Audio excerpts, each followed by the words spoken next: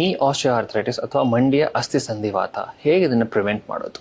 ನಿಮಗೆ ಗೊತ್ತಾ, ನಮ್ಮ ದೇಶದಲ್ಲಿ 28% ಜನ ಆಸ್ಟಿಯೋಆರ್ಥ್ರೈಟಿಸ್ ನೀ ಆಸ್ಟಿಯೋಆರ್ಥ್ರೈಟಿಸಿಂದ ಬಳಲ್ತಾ ಇದ್ದಾರೆ. ಸೊ ಹೇಗೆ ಇದನ್ನು ಪ್ರಿವೆಂಟ್ ಮಾಡೋದು? ಮೊದಲನೇದಾಗಿ ನಿಮ್ಮ ತೂಕನ ಕಡಿಮೆ ಮಾಡ್ಕೊಬೇಕು. ತೂಕನ ಹೇಗೆ ಕಡಿಮೆ ಮಾಡ್ಕೋತೀರಾ? ನಿಮಗೆ ಒಬೇಸಿಟಿ ಅಥವಾ ಓವರ್ ವೆಯ್ಟ್ ಅನ್ನೋದಿದ್ದರೆ ನೀವು ಡಯೆಟ್ ಅಥವಾ ಆಹಾರ ಪದ್ಧತಿನ ಚೇಂಜ್ ಮಾಡ್ಕೊಬೇಕಾಗುತ್ತೆ. ಅಂದರೆ ಅತಿಯಾಗಿ ಶುಗರ್ ಐಟಮ್ಸನ್ನು ಬಳಸೋದು ಅಥವಾ ಜಂಕ್ ಫುಡ್ಡನ್ನು ತಿನ್ನೋದನ್ನು ಅವಾಯ್ಡ್ ಮಾಡಬೇಕಾಗುತ್ತೆ. ಆಮೇಲೆ ಹೆಚ್ಚು ಪೌಷ್ಟಿಕಾಂಶ ಇರೋ ಆಹಾರಗಳನ್ನ ಅಂದರೆ ಮಾಂಸ, ಮೊಟ್ಟೆ, ತರಕಾರಿ ಮತ್ತು ಹಣ್ಣುಗಳನ್ನ ಹೆಚ್ಚಾಗಿ ಸೇವಿಸಬೇಕಾಗುತ್ತೆ.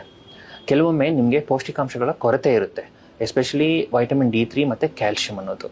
ಸೊ ಈ ಪೌಷ್ಟಿಕಾಂಶಗಳ ಕೊರತೆ ಇದ್ದಾಗ ಅದನ್ನು ಸಪ್ಲಿಮೆಂಟ್ಸ್ ಮೂಲಕ ನೀವು ಸರಿ ಮಾಡ್ಕೊಬೇಕಾಗುತ್ತೆ. ಆಮೇಲೆ ಕೆಲವೊಂದು ಲೈಫ್ ಸ್ಟೈಲ್ ಮಾಡಿಫಿಕೇಷನ್ಸ್ ಅಂತ ಮಾಡ್ಕೊಬೇಕಾಗುತ್ತೆ. ಏನು ಈ ಲೈಫ್ ಸ್ಟೈಲ್ ಮಾಡಿಫಿಕೇಷನ್ಸ್ ಅಂದರೆ ಅತಿಯಾಗಿ ಮಂಡಿನ ಬಳಸೋದನ್ನು ನೀವು ಕಡಿಮೆ ಮಾಡಬೇಕು. ಯಾವಾಗ ನೀವು ಅತಿಯಾಗಿ ಮಂಡಿನ ಬಳಸ್ತೀರಾ? ನೀವು ಕೆಳಗೆ ಜಾಸ್ತಿ ಹೊತ್ತು ಕೂತ್ಕೊಂಡಾಗ, ಜಾಸ್ತಿ ಹೊತ್ತು ನಿಂತ್ಕೊಂಡಾಗ, ಆಮೇಲೆ ಮತ್ತೆ ನೀವು ಮೆಟ್ಲನ್ನ ಹತ್ತೋದು ಇಳಿಯೋದು ಮಾಡಿದಾಗ.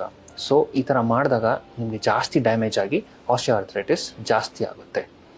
ಇನ್ನೊಂದು ವಿಷಯ ಅಂದರೆ ನಿದ್ದೆ ಬಹಳ ಮುಖ್ಯ.